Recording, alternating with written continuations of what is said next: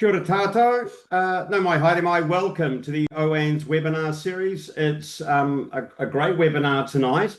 We're just keeping everybody an update about where we're at with the whole gene tech bill and the work we're doing in Wellington. Before we start, there's a bit of sad news. Peter Wills can't join us tonight. He's had a death in the family and he's attending to that as one should. And our condolences go to Peter and his family. But as we move on, I'm going to hand you over to Lou, who's going to do some housekeeping and instructions about how we do our business. Lou. Thanks, Brendan. Kia ora, everybody. Hi, I'm Lou from Organics Aotearoa. I just want to let you know that we are recording tonight and we'll send this recording out tomorrow to everybody because I know a few people can't attend. We also have a chat function live and a Q&A. So the chat is for if you want to discuss or share information, please feel free. That's your space to do that. But if you have any questions for the participants tonight, for the speakers, please pop your question, type it into the Q&A, and when we get to the end, we'll go through those questions. We've got over 200 people registered tonight, so just thank you so much for your participation and your interest. Thank you. Great, Lou. Awesome. Okay, just before we move into the speaker series, I'm just going to give you a very brief background in terms of OANZ's role in leading this. It's not the first time the organic sector has worked on gene technology. It's very core to the sector, and all around the world, the organic sector does not permit GMO in its products, and we're very, very clear on that. And we often get asked, why that is, or is there a bottom line? Is there some way around it? And it's very simple that a lot of global brands don't permit certain things. Halal doesn't permit pork, for example. And for us, there's key issues in our standards and our regulations, and GMO is not permitted. And so that's very important. So when this gene tech bill came up, we were called to action and we've responded accordingly. And it's really, we've crowdfunded to be able to do our work. And so we're very, very pleased that you've supported us to do this. It's a fantastic effort. And we thank to all those who've sponsored us in the past and are continuing to sponsor this work today. It's vital for us to keep our work. So this is a bit of a feedback session. And so I really encourage you to work up the chat. And help us to clarify the questions to inform you best we can. So we've got three speakers tonight: Scott Lawson, Jack Heinemann, and Noel Josephson. And what we're doing to pick up some of Peter's work is Scott's going to cover off some of the historical work around the organics involvement and how we've historically and how we've got to date. And Jack's going to pick up some of the historical science piece of how we've got to date. And Noel's going to wrap it up with the market opportunity and what's happening globally in the non-GMO and certified organic space. So it's a great pleasure to introduce Scott Lawson. He's an OANZ board member, and he is also has a fantastic brand called True Earth, of which he has been a grower, or Scott can introduce that, for decades and absolutely committed. It's great working with you, Scott. Scott, over to you. Thank you, Brendan, and good evening, everyone, and thanks for joining us tonight, all 200 possibly of you. I'm feeling a bit nervous after having a wee talk and that, so it's not my first rodeo, but we've done a few of these webinars, and thanks for joining us tonight. And on behalf of the OANZ board, I'd like to extend a thanks to those of you who have supported our campaign to raise the awareness of the issues around gene tech in New Zealand. It's a long, hard road, and we have a saying amongst us now, eternal vigilance. As Brendan mentioned before, it's been on the forefront for a while, and it's not going away. So I thought I'd just start by giving a brief history of gene tech in New Zealand and a rundown on the work that OANZ has been doing on behalf of our $1.2 billion sector. That's what our last market report showed, of which $622 million are exports. So we're not a small sector by any means. We have a lot of different spread of producers, consumers in there, and a whole wide range in our organic sector. So I guess really I could speak about my journey and my involvement and why I'm passionate about working with OANZ and on behalf of many of you as well too, when we visit Wellington, etc. as a Bioagro licensee for more than 30 years now. I remember in the early 90s, we used to have regular annual visits. We still have an annual audit with Bioagro. And the late Mark Levick, who was a Massey University lecturer and a Bioagro auditor in his spare time, he and I were standing in a paddock, and I remember in the early 90s saying to Mark, what about this GMO stuff, all this new technology? And so we had a discussion, and he quickly brought me up to speed on the issue. And since then, I've been following this technology closely. I guess both as a grower, an exporter, a food processor in the past, and as a discerning consumer as well too. And I have grave reservations about the technology, and that's why I spend my time in there. So, I mean, as Brendan had mentioned, internationally there's opposition to the gene tech bill, into GMOs and gene editing all around the world. And these new gene editing techniques, they often call them new genomic techniques. In some countries, they're called NGTs. Other countries are called NBTs. I think Australia is referring to as new breeding techniques. They're all GMOs around the world. And on the back of that, the GMO, GE-free food sector is growing rapidly. And we, the organic sector, are part of that. And our market report should show we've had a 9% compounded annual growth.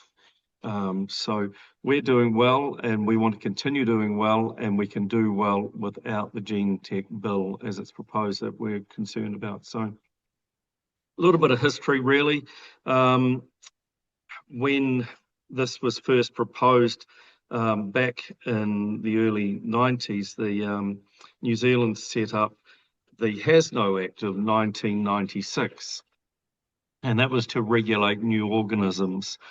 And this was managed under IRMA, the Environmental Risk Management Authority, and that continued on until about 2011, I think, when it was changed in that respect. So around the time there was a lot happening, there was a lot of questions. The Labor government was in power, I think, from late 99 through to early 2000s. And they supported the fact that there should be a moratorium on field releases. And due to all the public outcry and the concerns about things, the Royal Commission was set up in the year 2000, actually. And many of us followed these proceedings that were going around the country very closely. And we even got to speak, and I remember speaking in the Hawke's Bay, where I'm based here, at the Royal Commission. And I still feel the same way now, 25, 26 years later as well too. And out of that Royal Commission came the wording that was deemed to be proceed with caution. So proceed with caution for some scientists was let's keep going. Proceed with caution for those of us food producers and those aware of the issues were let's keep it contained. And so hence we had a 10-year moratorium on field releases put in place, thankfully. But it hasn't stopped the research that's been done in containment. There's been hundreds of millions of dollars spent of New Zealand taxpayer money on GE research in animals, plants, etc. What it has stopped is there hasn't been any field releases, and this was under the EPA that took over from IRMA in 2011. That was really important there, that there have been no field releases since. So as mentioned before, I think Brendan mentioned it, the internationally there's gene editing, these new technologies are all considered GMOs. That's a potential trade barrier if we're found with them in our products. Conventional growers and organic growers all have to sign particular declarations saying there's no GMOs included in that, and that goes for our main staple products of the dairy, the meat sector, and our horticulture as well too. So OANZ has been visiting Wellington over the last couple of years, often with 3 or 4 of us in delegations. We spent a few days down there meeting with different groups from fed farmers through to different MPs. Very thankful of the time we get to spend with MPI officials, MB officials, others as well too. We get to spend time sharing our experiences and also sharing our sector knowledge with those people that actually write these rules and regulations up, and including the MPs as well too. So it's a two-way transfer of knowledge, because we don't know what they're considering, and they may not be aware of us. Many MPs we've met recently weren't even aware that the Organic Product and Production Bill was coming into force. And there's rules in there that state that no GMOs are allowed. Yet on the other hand, we have MB pushing the new gene tech bill. So there are loggerheads and to be fought in Wellington, but we just want to remind everybody that OANZ is apolitical, and we will do our best to be represented and seen as pro-science. We're not laggards, and we're offering agroecological solutions to our food and biological farming systems, because we all know we need to build some resilience to face our climate change and food security. So I'll pass that over. I've taken up enough time, and but we're open to people contacting us at any stage, please, and sharing that. Brendan, back to you. Yeah, Scott, just a quick question before we move on to Jack. Is the delegations you've been a part of, what's your key insight that you've felt and experienced from those delegations to Wellington? What's your key insight back?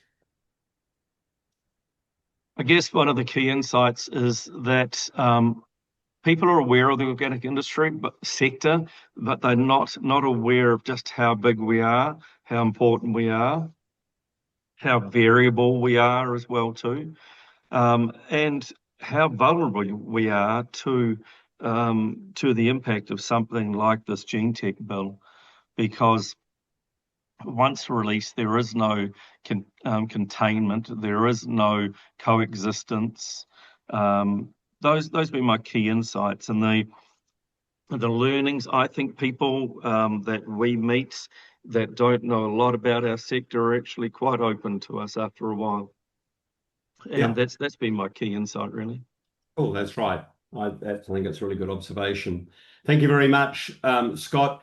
And of course, we're gonna wrap up once the 3 speakers have spoken. We're gonna have a little bit of dialogue between us just to sort of help you get ready.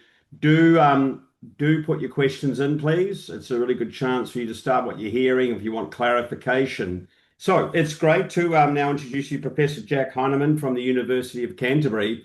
And Jack's been a key advisor to the organic sector from a technical and science perspective. And we continue to work with Jack and other scientists here and offshore to help us get a better understanding and really position a good solution for the country. So Jack, please take it away.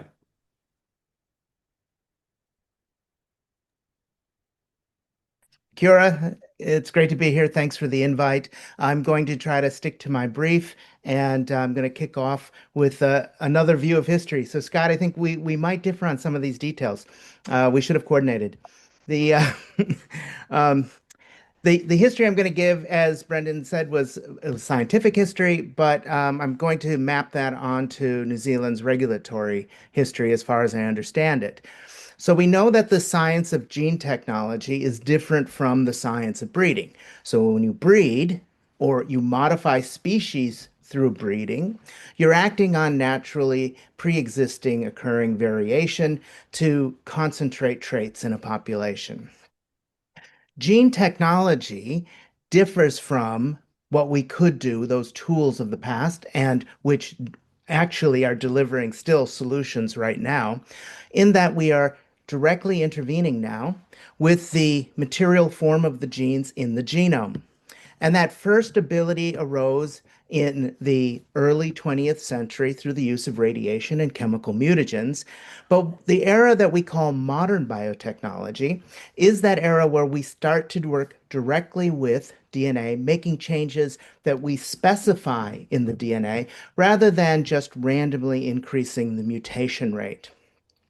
And in the 1970s, that type of power first became readily available in the scientific community. So what you have from the 1970s is what we're calling gene technology emerging.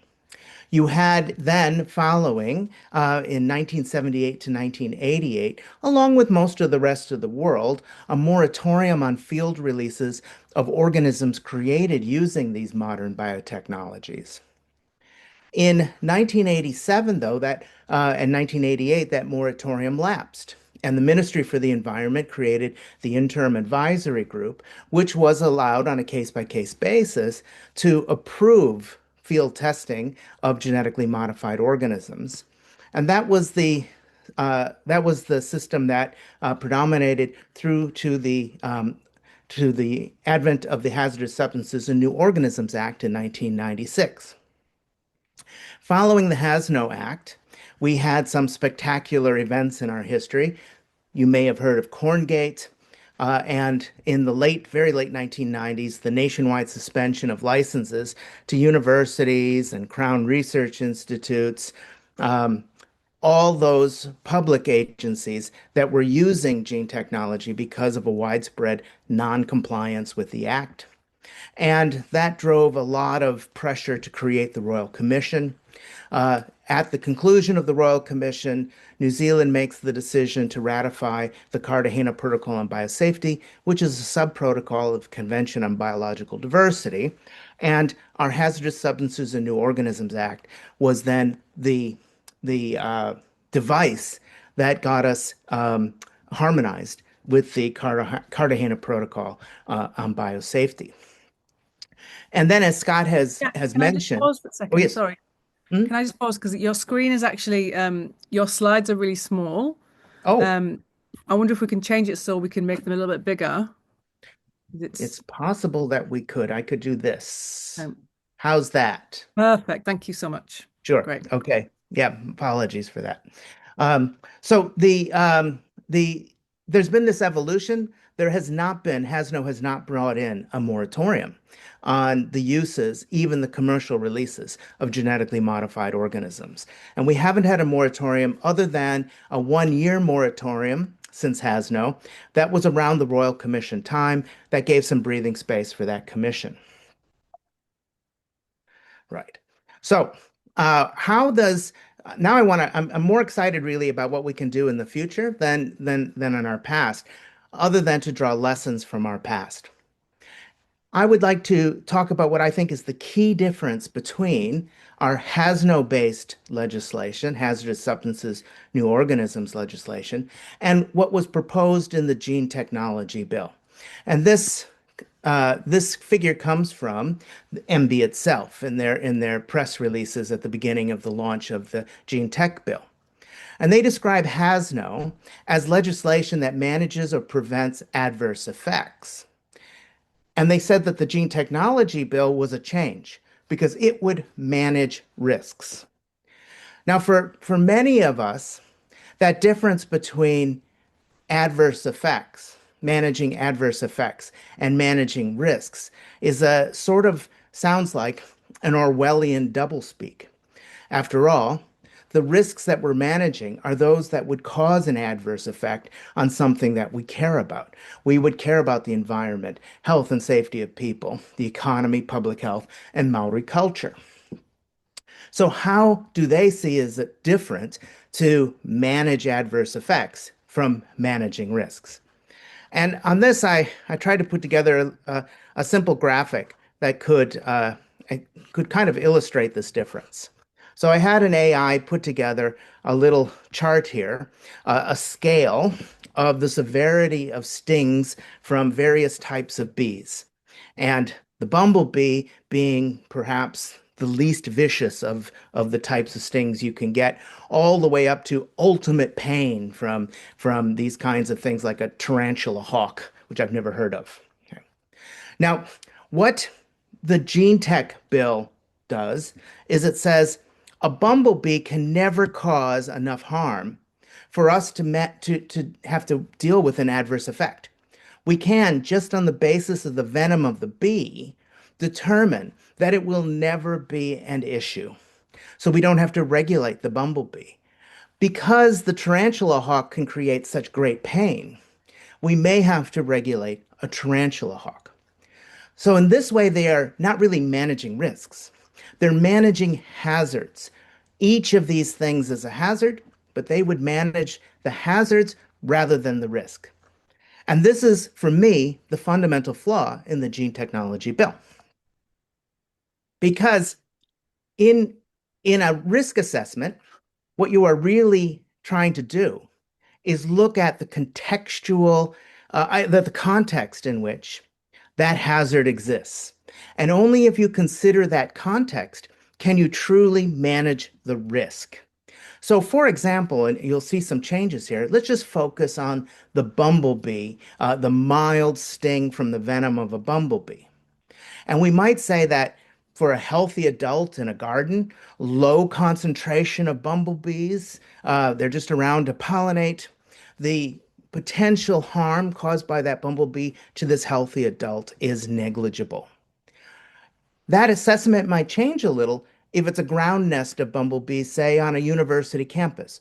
Also, the exposure is largely to adults, but the concentrations of bees changes, and what they're doing near that ground nest also changes their behavior.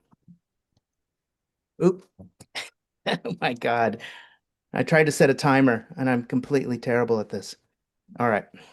So we can also see that this context evolves further. That ground nest in a primary school's playground also changes how we perceive that bumblebee. And in the last set, we see a dramatic change. Adults with a venom allergy, or more importantly, a ground nest near a daycare with children with a venom allergy. We could never predetermine that the bumblebee venom does not need regulation based on arbitrary assessments of the hazard of a bumblebee outside of the context of where we would find those bumblebees. And that's what the gene technology regulation tries to do.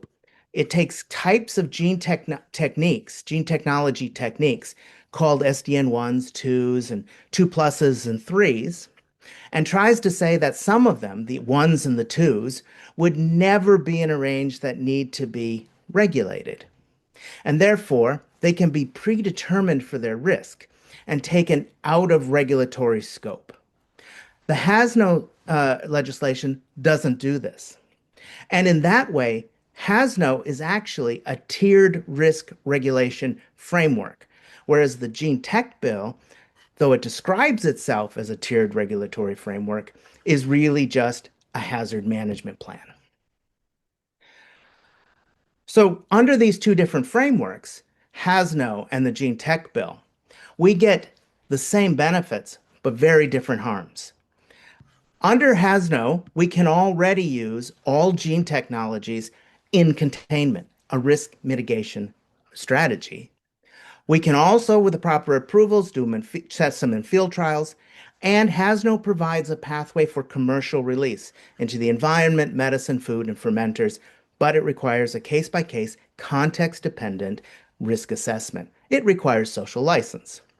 The gene technology bill would have bypassed those requirements for very important forms of gene technology, which can't be predetermined to be low risk in either in their use or in their outcome.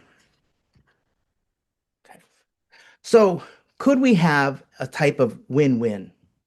Now, I'm imagining that there's some common ground between proponents of the Gene Tech bill and, say, myself, a proponent of HASNO, and maybe others. And that is the enablement of the use of gene technology in so many different ways is valuable. In if it achieves certain goals that we all agree on, it's like decreases cost to research and development, if it improves medical, agricultural, and environmental outcomes. The contested space is whether the solutions, the use of the gene tech or the release of a genetically modified organism has obtained a social license, that the benefits have actually been locked in prior to its release, and not just its promises to benefit have been locked in, and that there's accountability through liability and redress for the harms that it might cause. That the GMOs, if released, can be traced, monitored, and segregated affordably by all of those stakeholders who might be impacted. And the type of legislative solutions then would have in them, to resolve these issues, a true tiered scientific risk assessment framework, where the tiers were based on proportional risk, not proportional hazards, and that the socioeconomic risk assessment was included, and that there was a limited power of the regulator to define what is out of scope. Yes, Brendan. And did you already give me the finger? You're on mute. So just wrap up, please, Jack. Yep, this is it. So I do think that there's hope for a future that comes much more simply than the Gene Tech Bill, which is a modification of HASNO. There's already been work in this direction that was done previous to this government. It was not flawless, but is a basis for starting the discussion. And I think that if you look in this middle column, there are a set of things that could be done to improve HASNO for both those who are unhappy with the present legislative framework and for those who would be seriously unhappy with the proposed Gene Tech Bill. Thanks. Cool. Jack, quick question. There's no doubt there's a recognition, isn't there, that we need new regulation to manage new technologies that are moving very fast. Would you like to comment on that? There's no doubt we need new regulation. I think that there is some doubt that we need new regulation, because I'm not convinced that we're missing out on anything yet. That we haven't got something that somebody else has because of HASNO. And I haven't seen any convincing evidence that the regulatory burdens that are created by HASNO have truly kept new products off the market. It's, in my view, much more likely that these new products were either very niche, small scale, and could never really be game changers for agriculture or medicine, or will be and will pay for themselves, and those regulatory costs will not be significant. But there is so much, and there has been so much for so long, concern from many in the scientific community that they are being held back. And I do think that we were going to continue to have this fight, or we can look for ways in which we can comfortably, safely, responsibly make some movements towards easing those burdens for that sector without compromising environmental and human health. Cool. Thank you. We can come back to that. Questions can come into the chat, of course. Thank you, Jack. Noel Josephson, it's a great chance to and pleasure to introduce Noel. Noel's an absolute stalwart for the organic community here in New Zealand and offshore, and has been a champion of organic for absolute decades. A founder and current chair of Ceres Organics and the chair of OANZ New Zealand. And great to have you here, Noel. Now, Noel's going to be, it's a really important point. Noel's going to be talking about the commercial opportunities. Noel spends a lot of time offshore. He understands the global organic market very well and the non-GMO market very well. Probably the largest organic private brand in Oceania. Noel, I don't want to pump it up too much, but it might be very close to that, is Ceres Organics. So a very intimate knowledge of the market. Noel, thank you so much. Over to you. Kia ora, everyone.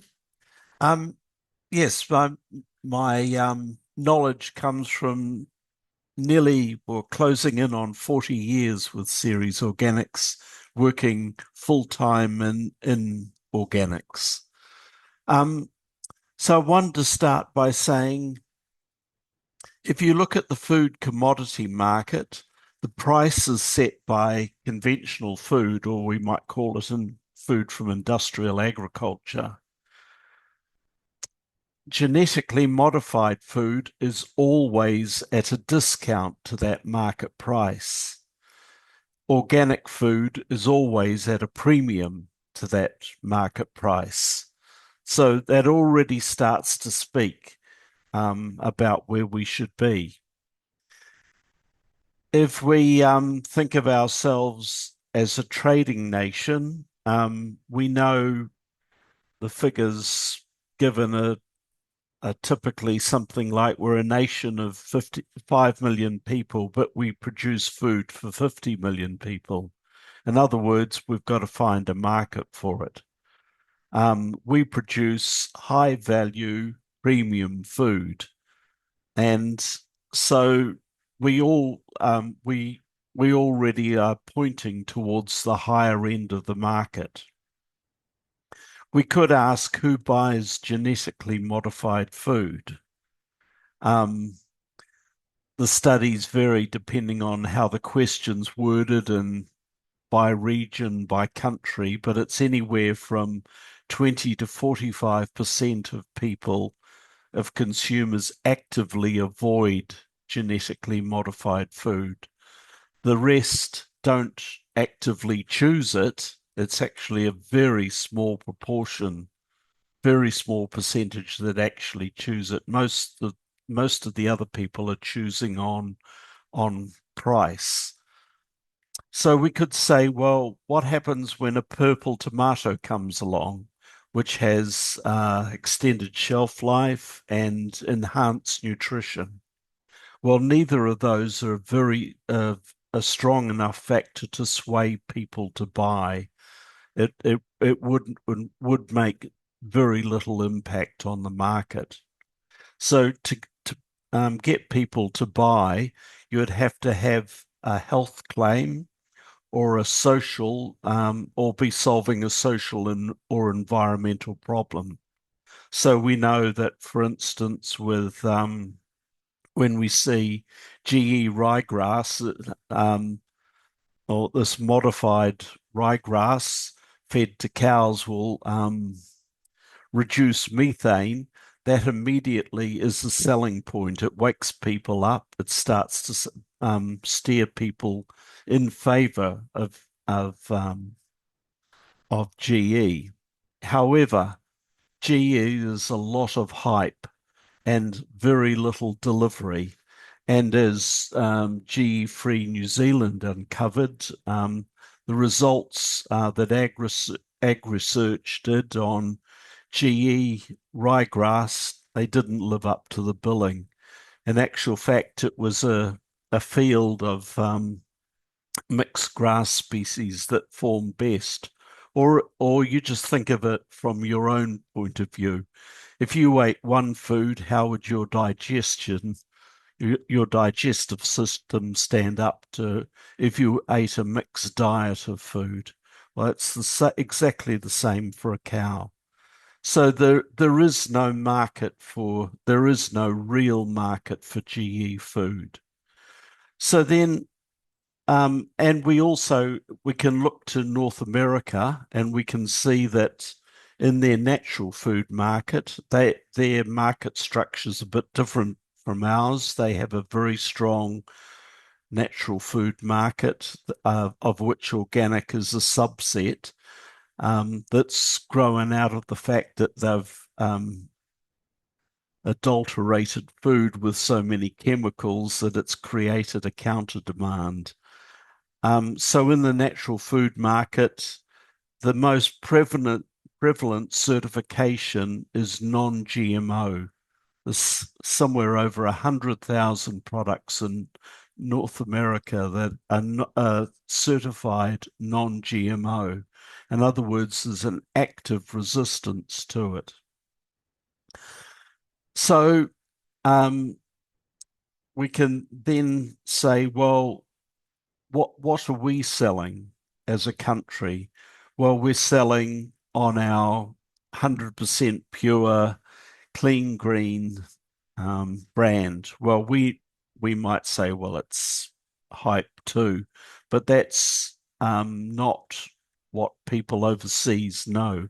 They know New Zealand is a clean green country, especially if you go into countries like China and Singapore. They look to New Zealand's food safety system and see a world-class system, and consumers in both those countries actively buy New Zealand products. So I can tell you,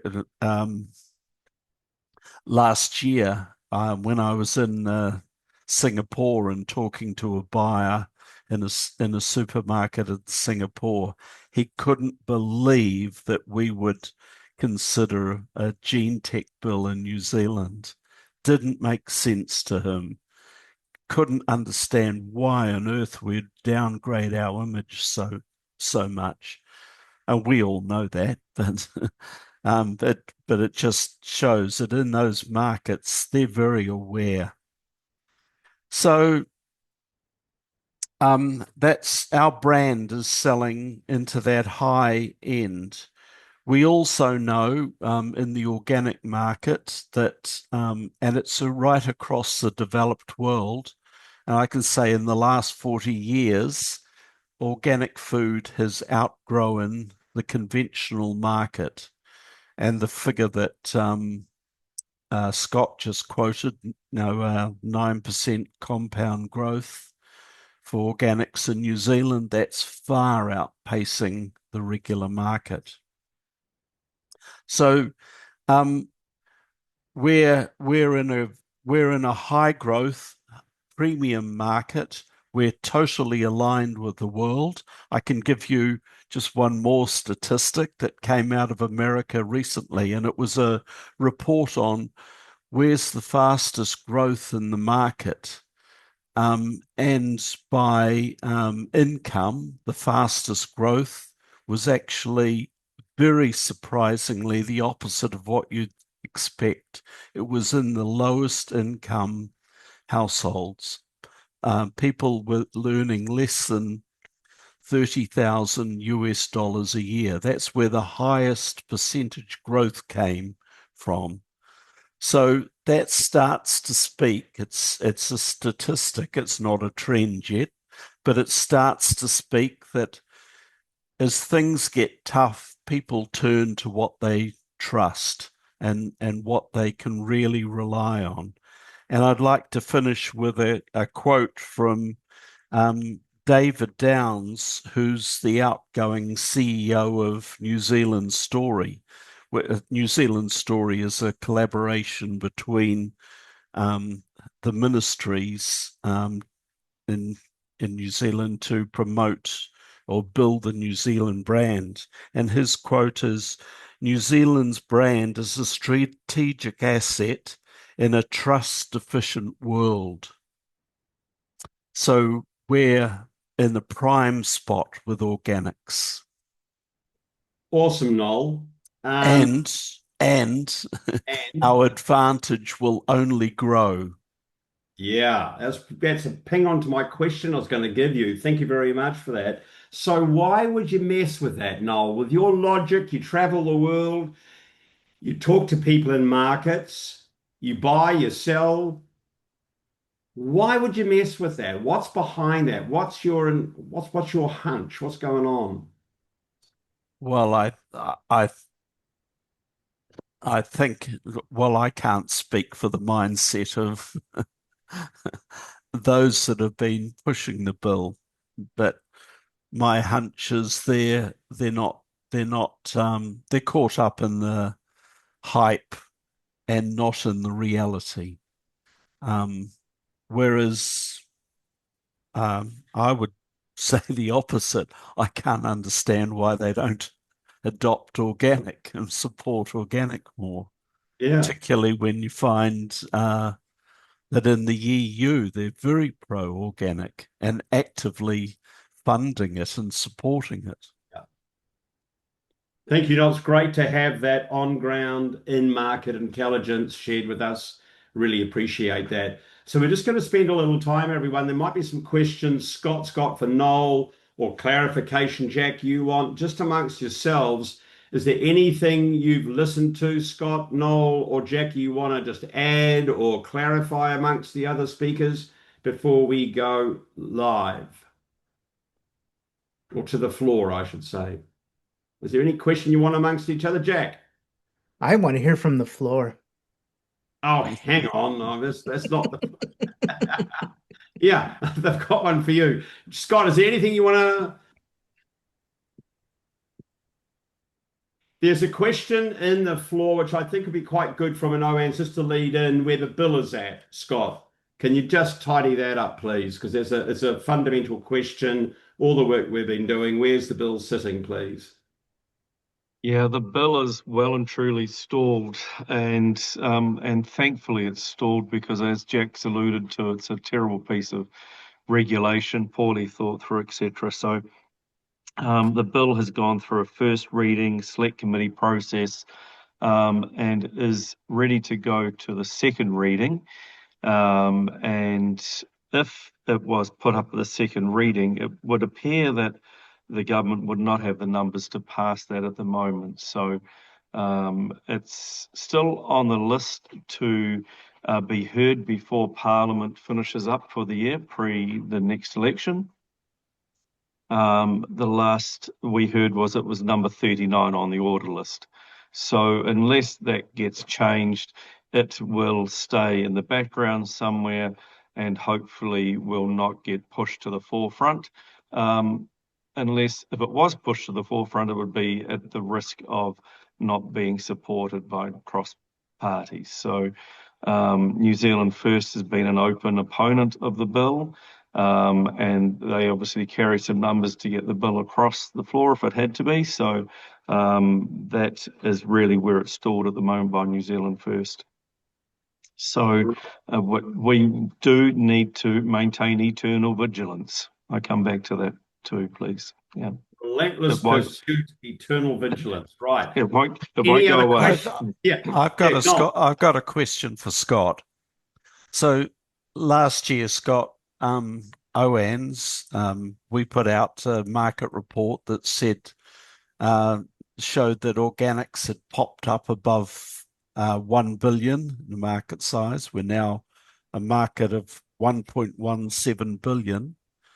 And also last year, as when we started campaigning actively against the gene tech bill and popping up in Wellington regularly and talking to people, has the profile of organics changed in Wellington? Are people becoming more aware of it, waking up?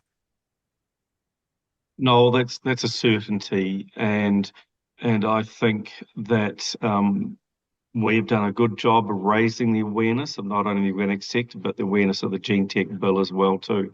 And often when we're down in Wellington, we're also talking with officials about other things like how can organics help the export growth strategy of the government, etc. as well too. So we are definitely hearing our voice heard in Wellington.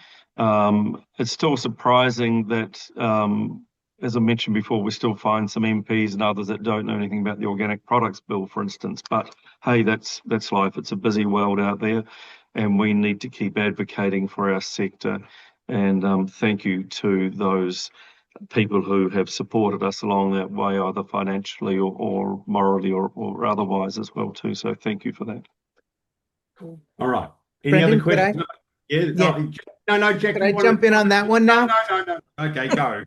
Yep. I just want to put a little caution out there. This gene tech bill has no fast tracked. But all of the kinds of harms that we were just talking about could come from HASNO too.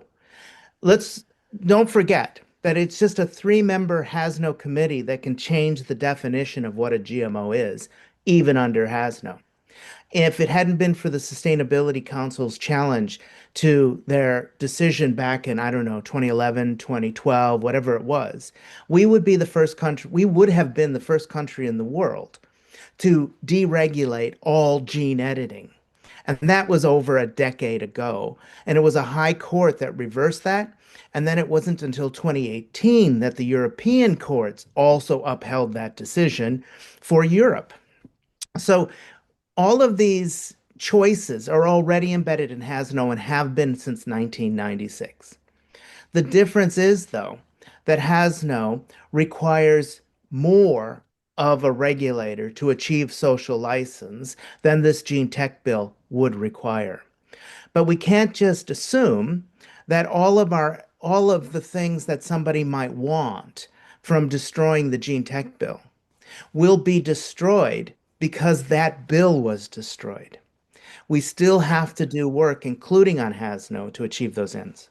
Yeah, very good, Jack. That's right. So the eternal vigilance is something that will be with us as we grow, as the organic sector grows and continues to grow. There will be plenty of people wanting to hustle in on that space and or erode it, because basically, Noel, it's about real estate on the shelf, and if organic takes more and more, there's going to be a bit of a hustle.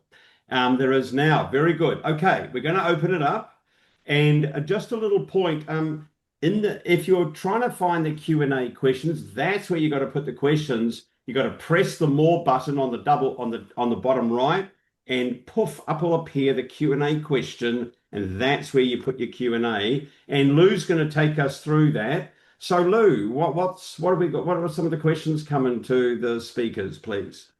I've actually got heaps of questions because I put a question box in the registration link as well. So I've got lots that came through that way, but I'll go through the Q&A first. So we have Alan is asking, Noel, is there any third-party testing of GMO-free products overseas, or is relying on supplier honesty about their product? Or are we relying on the supplier's honesty about their products? Well, there is some testing, but I mean, I am dealing only in this organic market, and any certified organic market excludes GMO. Cool. Thank you. Okay. Oh, Claire is asking, we've pretty much answered this already, about what's happening with the bill. Trevor's asking, would it be possible to be narrowly selective on allowing gene tech for, say, removal of wasps, keeping our food system pure, but looking to solve specific problems? Good one for Jack. Oh, okay. Thanks. Well, I think that that's plausible. But if it were possible, if there were actual ways to do this that were near to the kinds of certainty science could give it to test it further, HASNO would already provide us a pathway to do so. We don't need to blind people to these tests, to say that these tests are unnecessary because those solutions were made using a type of gene technology that we have arbitrarily defined as out of scope of the legislation. So I say that's the point of HASNO. It's a case-by-case approach. It covers risk assessment in a broad church, both socioeconomic and scientific risk assessment, and it's a process. So HASNO's not perfect, but it is also an enabling kind of legislation for exactly those kinds of uses of gene technology, should they prove to be promising for that solution. And we can both know and manage those risks prior to release. Thanks, Jack. Thank you. Claire is also asking, Jack, can you tell us more about the risks of GE microbes? You know, microbes are the largest biodiversity on the planet. They dwarf all other forms of life. They dwarf plants and animals combined.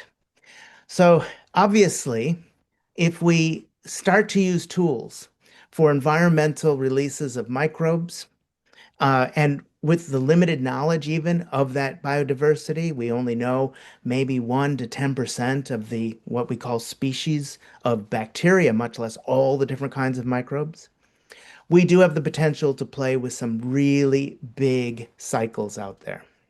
But I want to emphasize here a type of risk for using GM microorganisms that's perhaps even it sounds mundane, but will be the daily challenge for industries that want to be GM free. Once we start to release microbes, which are tiny by definition, they're microscopic. That's how they get their names. But they all have DNA, and that DNA is detectable in food. It's detectable in raw, low processed foods and ultra processed foods.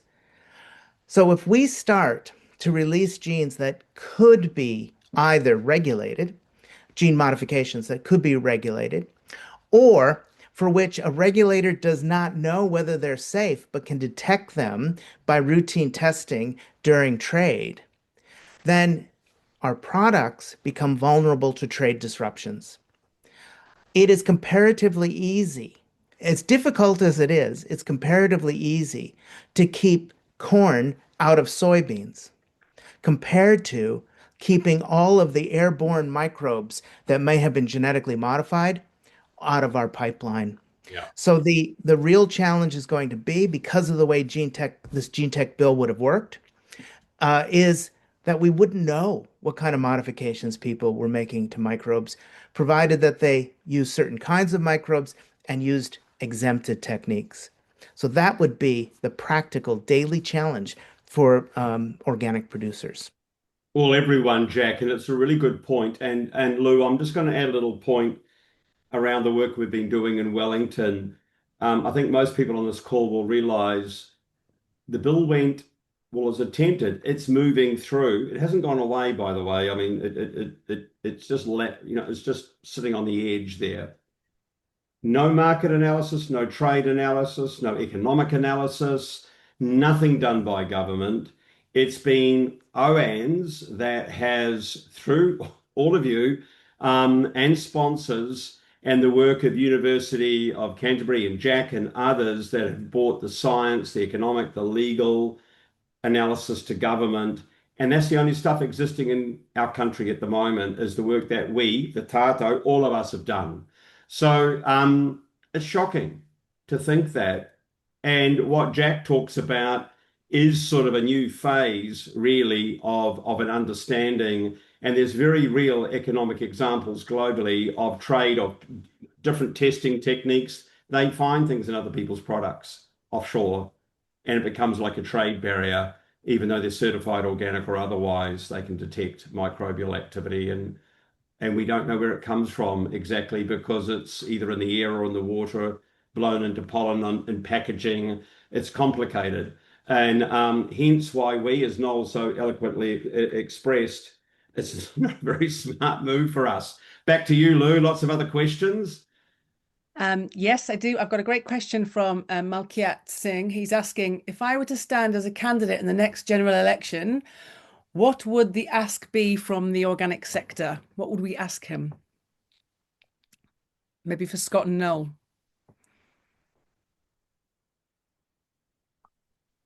I think we would be wanting to know their agricultural policy, and where organics sat in it.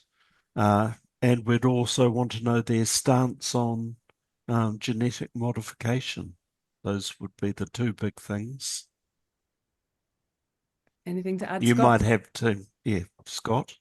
Well, the other thing we'd add, and we did see this in Wellington a couple of weeks ago when Brendan and I were down there together with Rob Simsick as well too, and we have a list of asks, and it is really looking for support for the New Zealand organic sector to be part of the solution to New Zealand's food production system, to be part of the solution to food security, to be part of the solution to climate change, and to the export growth strategy of New Zealand as well too. And we have done a lot of work with very little government support, and either monetary support or even moral support or just being included. We have often actually been excluded from the table of discussions when we needed to be there. And we've turned up to Wellington saying, why weren't we asked to this table at the beginning of the gene tech bill or something? Because you knew it was going to be impacting us. So we have been actively excluded at times. So that is something we would firstly ask for, is recognition, support, as well as each party, we ask them for their policy as well too. What's your policy on this that's going to affect our sector? I think that's answered some of the question. I can't answer for the organic industry, but this is a question that this is the answer I was hoping the organic industry would have given. And that is, how do you, as an MP, ensure that you are getting the full range of valid scientific advice that you need? Can you trust your scientific institutions? Are the balances between commercial incentives in the public sector research appropriate for giving public good outcomes to this science enterprise? How much funding do we need to ensure that we're getting independent, non-commercially conflicted scientific advice to government? Thanks, Jack. I've got a question from Jack Fryer. He's asking, a lot of food has been modified through time, from the original to now, bigger, tastier, quicker, growing, etc. What is the difference from modification to what GMO is being discussed now? Thank you. My apologies. That was in my first slide. So the types of modification, which you couldn't see because of my settings, so it's not your fault. What we talk about in genetic modification is an evolutionary modification. It's not a modification of an individual gene or individual organism. It's selection of a combination of traits, increasing the frequency of particular traits in populations of organisms. Humans act as the invisible hand of natural selection in breeding by increasing that concentration by putting together non-random breeding pairs. Gene technology is not genetic modification in that sense. Gene technology changes the rate or the mutation frequency in individual genomes and organisms, creating that kind of diversity through a direct intervention in the genes and then amplifying those organisms through secondary processes. So breeding is what nature does through evolution. We can speed it up through our powers of observation. We can even speed it up through the tools, molecular biology tools, that are used in gene technology, but are not used to create a genetically modified organism, by giving us even better insight into those changes and who carries those changes in a naturally breeding population. But gene technology is a type of efficiency gain that allows us to produce both desirable outcomes and undesirable outcomes on purpose or by accident that can only be constrained through the appropriate kinds of regulation. I hope that answered the question. Thank you. I've got a couple of questions from Alf as well. Now, I think the first one Noel covered. How will this bill affect New Zealand's clean green reputation in export markets? His second question is, how will the bill prevent cross-contamination between GMO and non-GMO or organic crops? And then the third is, what protections are in place for farmers whose crops are contaminated without consent?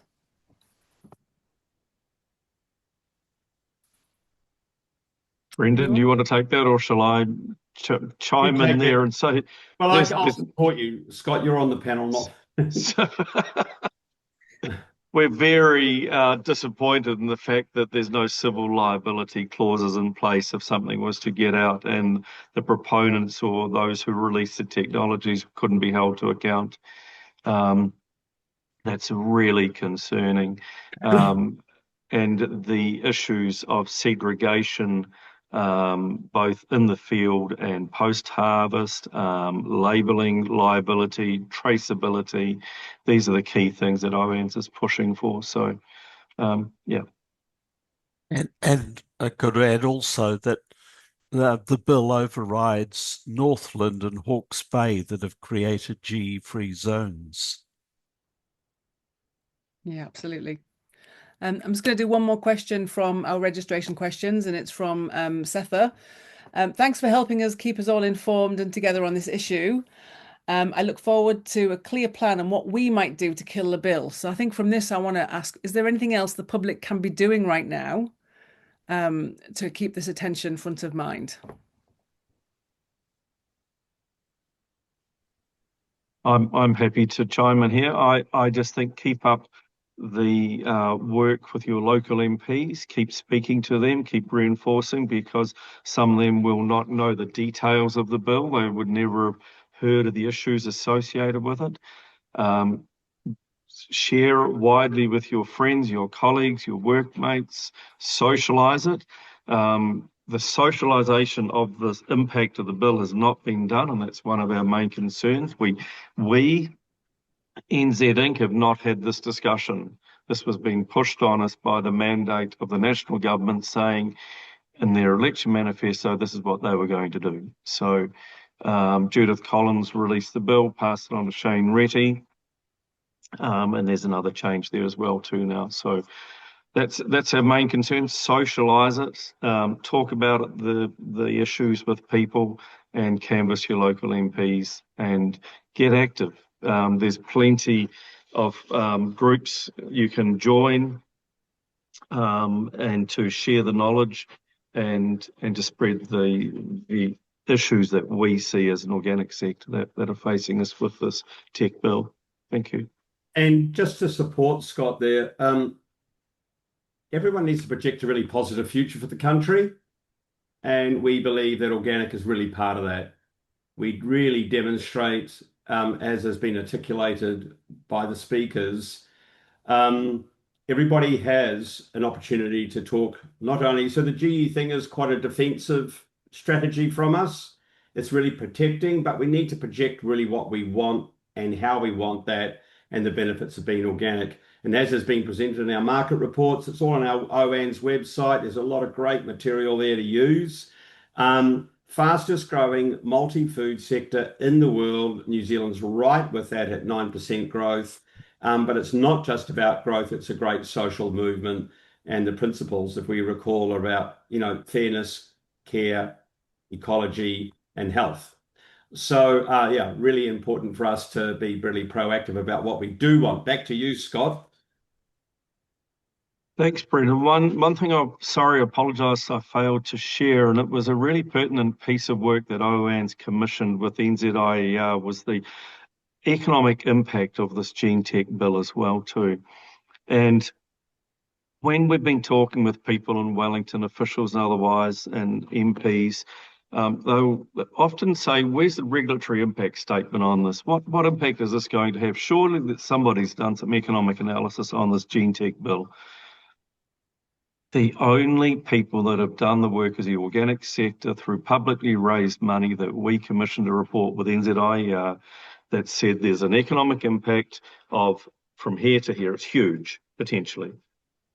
So all the rules have not been followed in the process of the gene tech bill. So back to you, Brendan. Cool. Can I just say I've just linked the economic report in the chat as well, and our current fundraiser, because we can only continue with this work with your help and with donations. So thank you to everyone who's donated. The link is also in the chat if you'd like to donate. Yeah. It's incredible, isn't it, what we've been able to do. In fact, I made the point today, I was talking to someone very early this morning offshore. The whole organic market, the whole regulatory framework globally has largely been done by the organic community over the last 50 years in a voluntary capacity by and large. So all of us here have done an incredible job in doing that, and we'll continue to do it. The vigilance, eternal vigilance, as Scott calls it, and this relentless pursuit of our vision that we do want. So I'm just going to wrap it up here now. We're a little bit over time, but it's been a really healthy discussion, and we thank everybody for attending. Scott, Noel, Jack, thank you so much for giving up your time and continue to share and do all your work in both the governance and a practical on the ground way. And Jack, for your continued science work and standing out and helping the sector for us to understand. In fact, it was a key thing I wrote down. We've constantly got to keep our head around and learn the science, everyone. And thank you so much for helping us have a much better understanding. Take care, everybody. If you're traveling, safe travels home. Otherwise, have a great night's sleep. And we'll see you shortly in our next webinar. Good night. Thank you. Good night, everybody.